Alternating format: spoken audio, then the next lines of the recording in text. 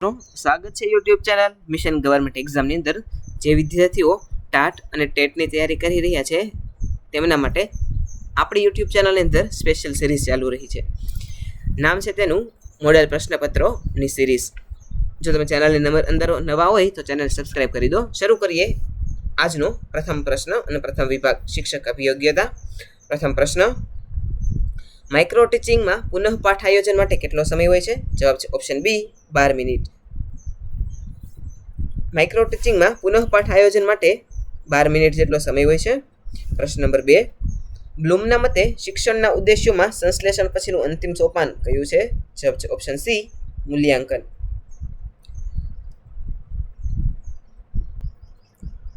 બ્લૂમની taxonomy મુજબ જ્ઞાન, સમજ, ઉપયોગ, વિશ્લેષણ, સંશ્લેષણ અને છેલ્લે મૂલ્યાંકન આવે છે.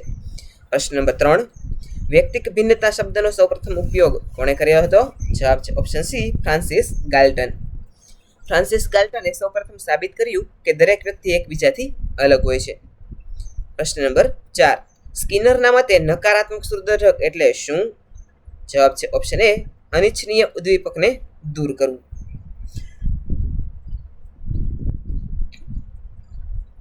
આનો અર્થ એ સજા નથી પણ તકલીફ આપતા ઉદ્દીપકને દૂર કરવા જેથી શીખવાની ગતિ વધે. પ્રશ્ન નંબર 5, બાળકના વિકાસમાં પ્રોક્સિમોડિસ્ટલ સિદ્ધાંત શું સૂચવે છે? જવાબ છે ઓપ્શન સી શરીરના કેન્દ્રથી બહારના અંગો તરફ વિકાસ. વિકાસ હંમેશા કરોડરજ્જુથી હાથ પગની આંગળીઓ તરફ જાય છે. પ્રશ્ન નંબર 6, ગિલફ્રોડના બુદ્ધિના મોડેલમાં વિચારવાની શૈલી કયા પરિમાણ હેઠળ આવે છે? જવાબ છે ઓપ્શન ડી પ્રક્રિયા. મોડેલ એ વિચારવાની પ્રક્રિયાને ઓપરેશન કહેવાય છે. પ્રશ્ન નંબર 7, જ્યારે કોઈ મોટો માણસ રડવા લાગે કે નાનું બાળક હોય તેમ વર્તે ત્યારે તેને કઈ બચાવ પ્રયુક્તિ કહે છે? જવાબ છે ઓપ્શન એ પીછેહઠ. જ્યારે મોટો માણસ રડે ત્યારે તે પોતાની સુરક્ષા માટે બાળપણની અવસ્થામાં પાછો જાય છે. પ્રશ્ન નંબર 8, ગર્વ અને શરમ જેવી લાગણીઓ કઈ અવસ્થામાં વધુ જોવા મળે છે? ઓપ્શન છે ઓપ્શન બી બાલ્ય અવસ્થા. આ ઉંમરે બાળકો સામાજિક માન્યતા શોધે છે તેથી તેને ગર્વ અને શરમ વધુ અનુભવાય છે. પ્રશ્ન નંબર 9, માર્ગદર્શન અને પરામર્શના મુખ્ય 3 પ્રકારો કોણે આપેલા છે? જવાબ છે ઓપ્શન ડી કાર્લ રોજર્સે. તેમણે પરામર્શિત, બિનપરામર્શિત અને સંયોજિત એવા 3 પ્રકારો આપેલા છે. પ્રશ્ન નંબર 10, ક્રિયાત્મક સંશોધન એ કેવા પ્રકારના પરિવર્તન માટે છે?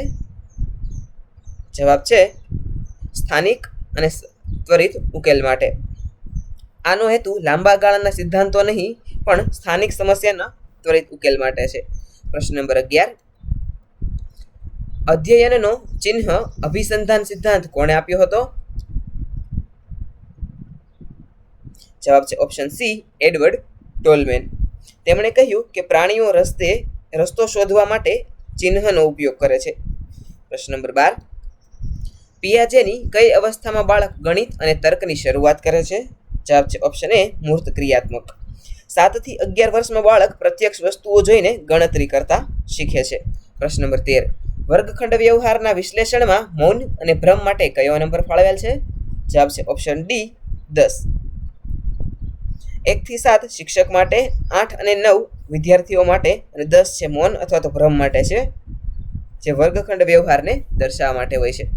પ્રશ્ન નંબર 14, બાળકની બુદ્ધિ ક્ષમતા માપતી સ્ટેનફોર્ડ બિને કસોટી કયા દેશમાં સુધારવામાં આવેલી હતી? જવાબ છે ઓપ્શન બી અમેરિકા. બિને એ ફ્રાન્સમાં બનાવેલી પણ તેની અમેરિકાની સ્ટેનફોર્ડ યુનિવર્સિટીમાં સુધારણા કરવામાં આવેલી હતી. પ્રશ્ન નંબર 15, ગિફ્ટેડ ચિલ્ડ્રનની શોધ માટે ટર્મને કયા પ્રકારનો અભ્યાસ કર્યો હતો? જવાબ છે ઓપ્શન બી લંબાયત અભ્યાસ. ટર્મને વર્ષો સુધી તેજસ્વી બાળકો પર સતત અભ્યાસ કરેલો હતો. પ્રશ્ન નંબર 16, સર્જનાત્મક બાળકની સૌથી મોટી ઓળખ કઈ છે? જવાબ છે ઓપ્શન સી અપસારી ચિંતન. સર્જનાત્મક બાળક એક જ પ્રશ્નના અનેક અલગ અલગ જવાબો વિચારી શકે છે. પ્રશ્ન નંબર 17, ઇમોશનલ ક્વોશન્ટ એટલે કે ઇક્યુ એ કોનું માપન કરે છે? જવાબ છે ઓપ્શન સી સામાજિક અને ભાવનાત્મક સમજનું. તે વ્યક્તિની લાગણીઓને સમજવાની અને સંબંધો સાચવવાની ક્ષમતાને માપે છે. પ્રશ્ન નંબર 18, પ્લે વે મેથડ એટલે કે રમત પદ્ધતિના ઉદ્ભવ કરતા કોણ ગણાય છે? જવાબ છે ઓપ્શન ડી કાલ્ડવેલ કુક. રમત દ્વારા શિક્ષણનો વિચાર તેમણે આપેલો હતો. પ્રશ્ન નંબર 19, વિકાસ એ કદી ન અટકતી પ્રક્રિયા છે. આ કયો સિદ્ધાંત છે? જવાબ છે ઓપ્શન એ નિરંતરતાનો સિદ્ધાંત. વિકાસ એ ગર્ભાવસ્થાથી મૃત્યુ સુધી સતત ચાલતી પ્રક્રિયા છે. પ્રશ્ન નંબર 20, થોર્નડાઈકના તત્પરતાના નિયમને બીજા કયા નામે ઓળખાય છે? જવાબ છે ઓપ્શન સી પ્રેરણાત્મક નિયમ. જો બાળક માનસિક રીતે તૈયાર હોય તો જ તે શીખે છે. પ્રશ્ન નંબર 21, ગ્રુપ ફેક્ટરી થિયરીનો સિદ્ધાંત કોણે આપ્યો? જવાબ છે ઓપ્શન ડી લુઈસ થર્સ્ટને.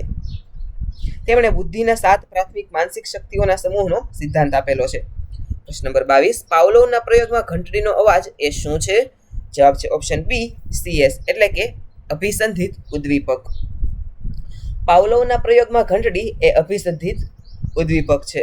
પ્રશ્ન નંબર 23, શિક્ષકે વર્ગમાં શિક્ષણનું સ્તર કેવું રાખવું જોઈએ? જવાબ છે ઓપ્શન સી સરેરાશ વિદ્યાર્થીઓને ધ્યાનમાં રાખીને. વર્ગમાં તેજસ્વી અને નબળા બંને બાળકો હોય છે, તેથી મધ્યમ માર્ગ પસંદ કરવો જોઈએ. પ્રશ્ન નંબર 24, સ્વ અભિવ્યક્તિ માટે કયા પ્રકારની પરીક્ષા શ્રેષ્ઠ છે? જવાબ છે ઓપ્શન ડી નિબંધાત્મક. આમાં બાળક પોતાના વિચારો મુક્ત રીતે વિસ્તારીને લખી શકે છે. પ્રશ્ન નંબર 25, શિક્ષણ એ આત્મ સાક્ષાત્કાર છે. આ વ્યાખ્યા કોની છે? જવાબ છે ઓપ્શન એ શંકરાચાર્ય. સા વિદ્યા યા વિમુક્ત એ અને શિક્ષણ એટલે આત્મ સાક્ષાત્કાર એ તેમનું કથન છે. પ્રશ્ન નંબર 26, ટીમ ટીચિંગમાં કયા પ્રકારના જૂથનો અભ્યાસ કરવામાં આવે છે? જવાબ છે ઓપ્શન ડી મોટા જૂથનો. ટીમ ટીચિંગ જ્યારે એકથી વધુ શિક્ષકો મોટા જૂથને એકસાથે ભણાવે તેને ટીમ જૂથ કહે છે અથવા તો ટીમ ટીચિંગ કહે છે. પ્રશ્ન નંબર 27, પોર્ટફોલિયો એ શું છે? જવાબ છે ઓપ્શન બી વિદ્યાર્થીઓના શૈક્ષણિક કાર્યના લાંબા સમયનો સંગ્રહ. વિદ્યાર્થીની વર્ષ દરમિયાનની તમામ પ્રવૃત્તિઓનો સંગ્રહ એટલે પોર્ટફોલિયો. પ્રશ્ન નંબર 28, માઇક્રો ટીચિંગની શરૂઆત કઈ યુનિવર્સિટીમાં થઈ હતી? જવાબ છે ઓપ્શન ડી સ્ટેનફોર્ડ યુનિવર્સિટી. ડ્વાઇટ એલને 1963માં અહીં માઇક્રો ટીચિંગ શરૂ કરેલું હતું. પ્રશ્ન નંબર 29, અધ્યયન વક્રમાં પ્લેટો એટલે શું? જવાબ છે અધ્યયન વક્રમાં પ્લેટો એટલે પ્રગતિ અટકી જવી અથવા તો થંભી જવી. પ્લેટો કહે છે શીખતા શીખતા જ્યારે પ્રગતિ અટકી જાય અને આલેખ સીધો થઈ જાય તેને પ્લેટો કહેવાય છે. પ્રશ્ન નંબર 30, મનોવિજ્ઞાનની પ્રશ્નાવલી પદ્ધતિ કોણે વિકસાવી? જવાબ છે ઓપ્શન ડી RS વુડવર્થે. પ્રશ્નાવલી પદ્ધતિના જનક વુડવર્થને માનવામાં આવે છે. પ્રશ્ન નંબર 31, જે બાળકને ગણિતના અંકોમાં મુશ્કેલી પડે તેને શું કહેવાય છે? જવાબ છે ઓપ્શન સી ડિસ્કેલ્કુલિયા. કેલ્ક્યુલેશન એટલે કે ગણતરીમાં તકલીફ પડે તેને ડિસ્કેલ્કુલિયા કહે છે. પ્રશ્ન નંબર 32, પ્રોજેક્ટ પદ્ધતિમાં મૂલ્યાંકન પછીનું છેલ્લું સોપાન કયું છે? જવાબ છે ઓપ્શન સી નોંધ રાખવી. પ્રોજેક્ટ પૂરો થયા પછી તેનો અહેવાલ તૈયાર કરવો તે સૌથી છેલ્લું સોપાન છે. પ્રશ્ન નંબર 33, ડેલના અનુભવ શંકુ મુજબ સૌથી વધુ અસરકારક માધ્યમ કયું છે? જવાબ છે ઓપ્શન એ પ્રત્યક્ષ અનુભવ. આપણે જે જાતે કરીએ તે આપણને 90%થી વધુ યાદ રહે છે. પ્રશ્ન નંબર 34, વર્ગમાં શિસ્ત જાળવવા માટે શિક્ષકે કેવું વલણ રાખવું જોઈએ? જવાબ છે ઓપ્શન બી લોકશાહી અને ન્યાયી. શિક્ષક ન તો વધુ કડક હોવો જોઈએ અને ન તો વધુ નરમ હોવો જોઈએ. પ્રશ્ન નંબર 35, અધ્યયન એટલે શું? જવાબ છે ઓપ્શન સી અનુભવ દ્વારા વર્તનમાં થતું પરિવર્તન. માત્ર વાંચવું નહીં પણ અનુભવથી વર્તનમાં કાયમી ફેરફાર લાવવો તેને કહે છે અધ્યયન. હવે જોઈએ વિભાગ બી, ઇતિહાસ અને વારસોને લગતા પ્રશ્નો. પ્રશ્ન નંબર 36, મહાત્મા ગાંધીના અંગત સચિવ મહાદેવભાઈ દેસાઈનું અવસાન કયા જેલમાં થયું હતું? જવાબ છે ઓપ્શન ડી આગા ખાન પેલેસ પુણે. 1942ના આંદોલન વખતે ગાંધીજી સાથે અહીં મહાદેવભાઈ જેલમાં હતા, ત્યાં તેમનું અવસાન થયેલું હતું. પ્રશ્ન નંબર 37, ગુજરાતના કયા શાસકે મોહમ્મદ ઘોરીને હરાવેલો હતો? જવાબ છે ઓપ્શન એ મૂળરાજ બીજો. તેની માતા નાયિકા દેવીએ આબુની તળેટીમાં તેને ઘોરીને હરાવેલો હતો. પ્રશ્ન નંબર 38, હિન્દ છોડો આંદોલન દરમિયાન ગુજરાતના કયા શહેરમાં સમાંતર સરકાર સ્થપાયેલી હતી? જવાબ છે ઓપ્શન ડી વડોદરા. ભારત આઝાદ થતા પહેલા ત્યાં સમાંતર વ્યવસ્થા જોવા મળી હતી. પ્રશ્ન નંબર 39, મૈત્રક કાળમાં વલ્લભી વિદ્યાપીઠની મુલાકાત લેનાર ચીની મુસાફર કોણ હતો? જવાબ છે ઓપ્શન સી ઇતિસંગ. તેણે વલ્લભીની સરખામણી નાલંદા સાથે કરેલી હતી. પ્રશ્ન નંબર 40, ભારતનો નેપોલિયન સમુદ્રગુપ્ત વિશેની માહિતી કયા શિલાલેખમાંથી મળે છે? જવાબ છે ઓપ્શન ડી, પ્રયાગ પ્રશસ્તિ, અલ્હાબાદ. હરિસેને સમુદ્રગુપ્તની જીતનું વર્ણન આ લેખમાં કરેલું છે. પ્રશ્ન નંબર 41. અકબરના નવરત્નોમાં રાજા ટોડરમલ કયા વિભાગના મંત્રી હતા? જવાબ છે ઓપ્શન એ, મહેસૂલ એટલે કે નાણાં. ટોડરમલ મુઘલ કાળના નાણાં મંત્રી હતા. પ્રશ્ન નંબર 42. સૂર્ય મંદિર કયા રાજાએ બંધાવ્યું હતું? જવાબ છે ઓપ્શન સી, નરસિંહદેવ પ્રથમે. ગંગવંશના રાજાએ કોરોનાકનું સૂર્ય મંદિર બંધાવેલું હતું. પ્રશ્ન નંબર 43. માફ કરશો.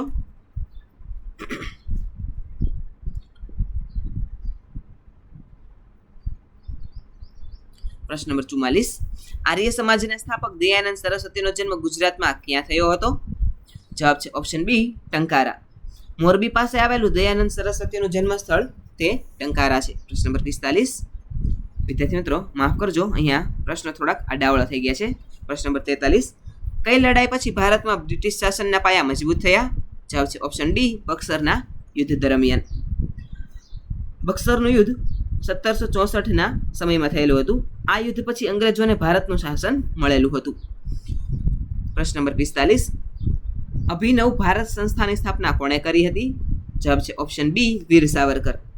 નાસિકમાં તેમણે આ ગુપ્ત ક્રાંતિકારી સંસ્થા બનાવેલી હતી. પ્રશ્ન નંબર 46. શિવાજી મહારાજનો રાજ્યાભિષેક કયા કિલ્લામાં થયો હતો? જવાબ છે ઓપ્શન સી, રાયગઢ કિલ્લામાં. 1674માં અહીં શિવાજી મહારાજનો રાજ્યાભિષેક થયેલો હતો. પ્રશ્ન નંબર 47. ભારતની પ્રથમ મહિલા શાસક કોણ હતી? જવાબ છે ઓપ્શન સી, રઝિયા સુલતાન. ઇલ્તુમિશની પુત્રી જે દિલ્હીની ગાદી પર બેસનાર પ્રથમ મહિલા હતી. પ્રશ્ન નંબર 48. લોકમાતા શબ્દ નદીઓ માટે કોણે પ્રયોજ્યો હતો? જવાબ છે ઓપ્શન સી, કાકા સાહેબ કાલેલકર. ગુજરાતી સાહિત્યમાં નદીઓને સન્માન આપવા માટે આ શબ્દ વાપરેલો હતો. પ્રશ્ન નંબર 49. સત્યશોધક સમાજની સ્થાપના કોણે કરી હતી? જવાબ છે ઓપ્શન એ, જ્યોતિબા ફુલે. મહારાષ્ટ્રમાં દલિતો અને સ્ત્રીઓના ઉત્થાન માટે આ સંસ્થા સ્થાપેલી હતી. પ્રશ્ન નંબર 50. હડપ્પીય સંસ્કૃતિનું લોથલ કઈ બે નદીઓની વચ્ચે આવેલું છે? જવાબ છે ઓપ્શન એ, ભોગાવો અને સાબરમતી. લોથલ આ બે નદીઓના સંગમ પ્રદેશમાં હતું. પ્રશ્ન નંબર 51. ગિરનાર પર્વત પર સુદર્શન તળાવનું સમારકામ રુદ્રદામાના કયા સુબાએ કરાવેલું હતું? જવાબ છે ઓપ્શન ડી, સુવિશાખ સુબાએ. રુદ્રદામાના સુબાએ સુદર્શન તળાવનું પુનઃનિર્માણ કરેલું હતું. પ્રશ્ન નંબર 52. ગુજરાતમાં વસ્તી ગણતરીની શરૂઆત કયા અંગ્રેજ અધિકારીના સમયમાં થયેલી હતી? જવાબ છે ઓપ્શન એ, લોર્ડ મેયો. 1872માં પ્રથમ અંશતઃ વસ્તી ગણતરી તેમના સમયમાં થયેલી હતી. પ્રશ્ન નંબર 53. રાષ્ટ્રીય જળચર પ્રાણી કયું છે? જવાબ છે ઓપ્શન સી, ગંગાની ડોલ્ફિન. ગંગા નદીમાં જોવા મળતી ડોલ્ફિન ભારતનું રાષ્ટ્રીય જળચર પ્રાણી છે. પ્રશ્ન નંબર 54. રવિશંકર મહારાજને મુઠ્ઠી ઉચેરો માનવી કોણે કહ્યા છે? જવાબ છે ઓપ્શન સી, નરહરી પરીખ. તેમણે રવિશંકર મહારાજનું જીવનચિત્ર લખેલું છે. પ્રશ્ન નંબર 55. કયા મુઘલ શાસકને જીવતો પીર કહેવામાં આવતો હતો? જવાબ છે ઓપ્શન ડી, ઔરંગઝેબ. તેના સાદા જીવન અને ધાર્મિક ચુસ્તતાના કારણે તેને જિંદા પીર કહેવાતા હતા. પ્રશ્ન નંબર 56. ગુજરાતમાં સ્વતંત્ર સલ્તનતની સ્થાપના કોણે કરી હતી? જવાબ છે ઓપ્શન સી, ઝફર ખાન એટલે કે તાતાર ખાન, જેણે મુઝફ્ફર શાહ પહેલા તરીકે સત્તા સંભાળેલી હતી. પ્રશ્ન નંબર 57. રાણીની વાવ કોણે બંધાવી હતી? જવાબ છે ઓપ્શન બી, રાણી ઉદયમતીએ. પતિ ભીમદેવની યાદમાં પાટણમાં આ વાવ બંધાવેલી હતી. પ્રશ્ન નંબર 58. દાંડી કૂચ દરમિયાન ગાંધીજીએ કયા સ્થળે મેં નમક કા કાનૂન તોડ દિયા જાહેર કર્યું હતું? જવાબ છે ઓપ્શન એ, દાંડી. 6 એપ્રિલ 1930ના રોજ સવારે ચપટું મીઠું ઉપાડીને આ કાયદો તોડવામાં આવેલો હતો. પ્રશ્ન નંબર 59. અશોકનો શિલાલેખ ગિરનારની તળેટીમાં કઈ લિપિમાં કોતરાયેલો છે? જવાબ છે ઓપ્શન ડી, બ્રાહ્મી. અશોકના શિલાલેખની લિપિ બ્રાહ્મી છે અને ભાષા પાલી પ્રાકૃત છે. પ્રશ્ન નંબર 60. મહાગુજરાત આંદોલનના પ્રણેતા કોણ હતા? જવાબ છે ઓપ્શન એ, ઇન્દુલાલ યાજ્ઞિક. 1956માં અલગ ગુજરાત માટે તેમણે આંદોલન શરૂ કરેલું હતું. હવે જોઈએ વિભાગ 3 ઇંગ્લિશ ગ્રામર. પ્રશ્ન નંબર 61. હી ઇઝ ખાલી જગ્યા MP મેમ્બર ઓફ પાર્લામેન્ટ. જવાબ આવશે ઓપ્શન બી, એન. MP નો ઉચ્ચાર M થી એટલે કે સ્વરથી થાય છે, એટલા માટે આન્સર આવશે ઓપ્શન બી, એન. પ્રશ્ન નંબર 62. A group of owls is called. જવાબ આવશે ઓપ્શન ડી, પાર્લિયામેન્ટ. ઘોડના ટોળા માટે આ ખાસ શબ્દ વપરાય છે. પ્રશ્ન નંબર 63. સિનોમિન ઓફ ડેર્થ. જવાબ આવશે ઓપ્શન સી, સેક્રેસિટી એટલે કે અછત. ડેર્થ એટલે કોઈ પણ વસ્તુની તંગી કે અછત. પ્રશ્ન નંબર 64. એન્ટોનિમ ઓફ વર્ચ્યુ, તો વર્ચ્યુનું એન્ટોનિમ થશે વાઇસ, દુર્ગુણ. પ્રશ્ન નંબર 65, પ્લુરલ ઓફ રેડિયસ, તો રેડિયસનું પ્લુરલ થશે રેડી. લેટિન શબ્દોમાં છેલ્લે યુએસ હોય તો બહુવચનમાં ડબલ આઈ થાય છે. પ્રશ્ન નંબર 66, શી વોઝ એંગ્રી ખાલી જગ્યા હર ડોટર, જવાબ આવશે ઓપ્શન ડી વિથ. જ્યારે કોઈ વ્યક્તિ પર ગુસ્સો હોઈએ ત્યારે એંગ્રી વિથ વપરાય છે. પ્રશ્ન number 67, one of my friend ખાલી જગ્યા going to the USA next month, જવાબ આવશે option A is. One of પછી નામ બહુવચન પણ ક્રિયાપદ હંમેશા એક વચન જ આવે છે. પ્રશ્ન number 68, a person who hats woman is ખાલી જગ્યા, જવાબ છે ઓપ્શન ડી મિસોજિનિસ્ટ. મિસો એટલે નફરત અને જીન એટલે સ્ત્રી. પ્રશ્ન નંબર 69, ચૂઝ ધ કરેક્ટ સ્પેલિંગ, સાચો સ્પેલિંગ ઓળખાવાનો છે, તો સાચો સ્પેલિંગ છે ઓપ્શન બી મિલેનિયમ. પ્રશ્ન નંબર 70, passive, someone has stolen my purse, જવાબ આવશે option C my purse has been stolen. Perfect present પરફેક્ટનું passive has have plus been એ V3 થાય છે. પ્રશ્ન નંબર 71, hardly had he reached the station ખાલી જગ્યા ધ ટ્રેન સ્ટાર્ટેડ, જવાબ આવશે ઓપ્શન ડી વેન. હાર્ડલી સાથે હંમેશા વેનની જોડી આવે છે. પ્રશ્ન number 72, identify the tense, I have been writing a letter for 2 hours, જવાબ આવશે option C present perfect continuous. Have been ની સાથે આઈએનજી એટલે કે ક્રિયા લાંબા સમયથી ચાલુ હોય ત્યારે આવે છે. પ્રશ્ન નંબર 73, શી ઇઝ ધ ખાલી જગ્યા ગર્લ ઇન ધ ક્લાસ, જવાબ છે ઓપ્શન સી ક્લેવરેસ્ટ. ધ પછી સુપરલેટિવ ડિગ્રી આવે છે. પ્રશ્ન number 74, unless you work hard you ખાલી જગ્યા ફેલ, જવાબ આવશે ઓપ્શન એ વિલ. અનલેસનો અર્થ જો નહીં તો થાય, તેની પાછળ વિધાન વાક્ય આવે. પ્રશ્ન નંબર 75, ધ હાઉસ ઇઝ ખાલી જગ્યા ફાયર, જવાબ આવશે ઓપ્શન ડી ઓન. આ એક ફ્રેઝ છે જેનો અર્થ સળગવું થાય છે. પ્રશ્ન નંબર 76, ફેમિની ઓફ બેચલર, તો બેચલરનું ફેમિની થશે સ્પિન્સ્ટર, ઓપ્શન ડી. અપરિણિત પુરુષ બેચલર અને સ્ત્રીને સ્પિન્સ્ટર કહે છે. પ્રશ્ન number 77, the study of insect is called, જવાબ આવશે ઓપ્શન બી એન્ટોમોલોજી. જીવજંતુઓના અભ્યાસનું શાસ્ત્ર છે તેને એન્ટેમોલોજી કહે છે. પ્રશ્ન નંબર 78, વેઇટ હિયર ખાલી જગ્યા આઈ કમ બેક, જવાબ આવશે ઓપ્શન બી અન્ટિલ. સમય મર્યાદા દર્શાવવા જ્યાં સુધી અથવા તો ત્યાં સુધી માટે અન્ટિલ વપરાય છે. પ્રશ્ન નંબર 79, પાસ્ટ ટેન્સ ઓફ સીક, તો સીકનું પાસ્ટ ટેન્સ હશે ઓપ્શન બી શોર્ટ. સીક એટલે શોધવું ને ભૂતકાળમાં શોર્ટ કહે છે અથવા તો શોર્ટ થાય છે. પ્રશ્ન number 80, neither of the two books ખાલી જગ્યા ઇન્ટરેસ્ટિંગ, ઓપ્શન જવાબ આવશે ઓપ્શન એ ઇઝ. નાઇધર અને આઇધર સાથે હંમેશા એક વચન ક્રિયાપદ આવે છે. હવે જોઈએ વિભાગ 4 ગુજરાતી વ્યાકરણ અને સાહિત્ય. પ્રશ્ન નંબર 81, તિમિર શબ્દનો વિરોધી શબ્દ કયો છે, જવાબ છે ઓપ્શન ડી પ્રકાશ અથવા તો ઉદ્યોત. તિમિર એટલે અંધકાર, તેનું વિરોધી અંજવાળું અથવા કે પ્રકાશ થાય છે.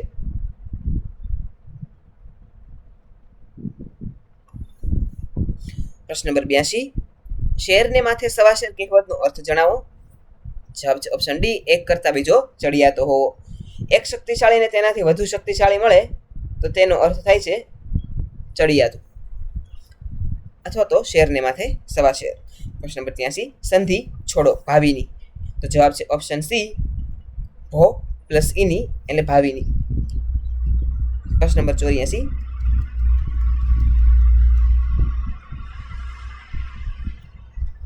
પંચતંત્ર કયો સમાસ છે, જવાબ છે ઓપ્શન બી દ્વિગુ સમાસ. પંચ એટલે કે 5 જે સંખ્યા બતાવે છે તેથી તે દ્વિગુ સમાસ છે. પ્રશ્ન નંબર 85, અલંકાર ઓળખાવો. ભરત જેવો ભરત જ, જવાબ આવશે ઓપ્શન બી અનન્વય. જ્યારે કોઈની સરખામણી કરવા કોઈ ન મળે તેની સાથે જ કરવી પડે તેને અનન્વય અલંકાર કહે છે. પ્રશ્ન નંબર 86, સાચી જોડણી ઓળખાવો, જવાબ છે ઓપ્શન સી કિરીટ. પ્રશ્ન નંબર 87, ગુજરાતનો નાથ નવલકથાના લેખક કોણ છે, જવાબ છે ઓપ્શન ડી કનૈયાલાલ મુનશી. ગુજરાતના ઇતિહાસની નવલકથામાં જીવંત કરનાર લેખક છે. પ્રશ્ન નંબર 88, ભુજંગી છંદના અક્ષરો કેટલા હોય છે, જવાબ છે ઓપ્શન ડી 12. ભુજંગી છંદમાં 4 ય ગ અને યણ 4 ય હોય છે. પ્રશ્ન નંબર 89, સ્મરણ યાત્રા એ કાકા સાહેબ કાલેલકરની કયા પ્રકારની કૃતિ છે, જવાબ છે ઓપ્શન ડી આત્મકથા. કાકા સાહેબે તેમના બાળપણના સ્મરણો આ પુસ્તકમાં લખ્યા છે. પ્રશ્ન નંબર 90. પહાડનું બાળક તરીકે કોણ ઓળખાય છે? જવાબ છે ઓપ્શન સી ઝવેરચંદ મેઘાણી. કસોટીઓ અને સંઘર્ષો વચ્ચે ખમેરવંત સાહિત્ય આપેલું હોવાથી તેને પહાડ વચ્ચેનું બાળક કહે છે. પ્રશ્ન નંબર 91. મન અને શરીરની એકાગ્રતા માટે એક શબ્દ આપો. જવાબ છે ઓપ્શન એ યોગ. પ્રશ્ન નંબર 92. ચોપાઈ છંદની દરેક પંક્તિમાં કેટલી માત્રા હોય છે? જવાબ છે ઓપ્શન ડી 15. ચોપાઈના દરેક ચરણમાં 15 માત્રાઓ હોય છે. પ્રશ્ન નંબર 93. નિશા શબ્દનો પર્યાયવાચી શબ્દ કયો નથી? જવાબ છે ઓપ્શન સી પ્રભા. પ્રભા એટલે સવાર. બાકીના ત્રણેય શબ્દો રાત્રિના પર્યાય માટે વપરાય છે. પ્રશ્ન નંબર 94. તેણે મને પુસ્તક આપ્યું વાક્યમાં મને કઈ વિભક્તિ છે? જવાબ છે ઓપ્શન સી સંપ્રદાન એટલે કે ચતુર્થી. ક્રિયા જેના માટે થતી હોય અથવા જેને કંઈ અપાતું હોય તે. પ્રશ્ન નંબર 95. જ્ઞાનપીઠ એવોર્ડ મેળવનાર પ્રથમ ગુજરાતી સાહિત્યકાર કોણ હતા? જવાબ છે ઓપ્શન એ ઉમાશંકર જોશી. 1967માં કન્નડ કવિ પુટપ્પા સાથે સંયુક્ત રીતે એવોર્ડ મળેલો હતો. વિભાગ 5 વર્તમાન પ્રવાહો. પ્રશ્ન નંબર 96. વર્ષ 2026માં એશિયન ગેમ્સનું આયોજન કયા દેશમાં થવાનું છે? જવાબ છે ઓપ્શન સી જાપાન. 2026માં 20મી એશિયન ગેમ્સ નાગોયામાં રમાશે. પ્રશ્ન નંબર 97. ગુજરાતમાં વિકસિત ભારત @2047 હેઠળ કયા જિલ્લાનો મોડેલ તરીકે પસંદ કરાયો? જવાબ છે ઓપ્શન ડી ડાંગ. ગુજરાતના 100% પ્રાકૃતિક ખેતી કરતા જિલ્લાને મોડેલ બનાવાયો છે. પ્રશ્ન નંબર 98. ભારતનું કયું શહેર એઆઈસીટી તરીકે વિકસી રહ્યું છે? જવાબ છે ઓપ્શન બી લખનઉ. ભારતનું આ પ્રથમ શહેર હશે જે સંપૂર્ણ એઆઈ ટેકનોલોજી પર આધારિત હબ હશે. પ્રશ્ન નંબર 99. ઇન્ટરનેશનલ મેથેમેટિક્સ ઓલિમ્પિયાડ 2026નું યજમાન કયો દેશ બનશે? જવાબ છે ઓપ્શન બી ભારત. 2026માં ગણિતનો આ સૌથી મોટો આંતરરાષ્ટ્રીય કાર્યક્રમ ભારતમાં થશે. પ્રશ્ન નંબર 100. શિક્ષણનો અધિકાર મુજબ એટલે કે આરટીઈ મુજબ ખાનગી શાળાઓમાં કેટલા ટકા બેઠકો આર્થિક નબળા વર્ગના બાળકો માટે અનામત રાખવી ફરજિયાત છે? જવાબ છે ઓપ્શન સી 25%. આ મફત શિક્ષણ માટેની કાયદેસરની જોગવાઈ છે. વિદ્યાર્થી મિત્રો, આજનું પ્રશ્નપત્ર આપને કેવું લાગ્યું છે નીચે કોમેન્ટ સેક્શનમાં અવશ્ય જણાવજો. સાથે જો ચેનલની અંદર તમે નવા હોય તો ચેનલને લાઇક, શેર અને સબસ્ક્રાઇબ કરવાનું ના ભૂલતા. આવા જ એક નવા પ્રશ્નપત્રની સાથે આવતીકાલે ફરીથી મળીશું. Thanks for watching.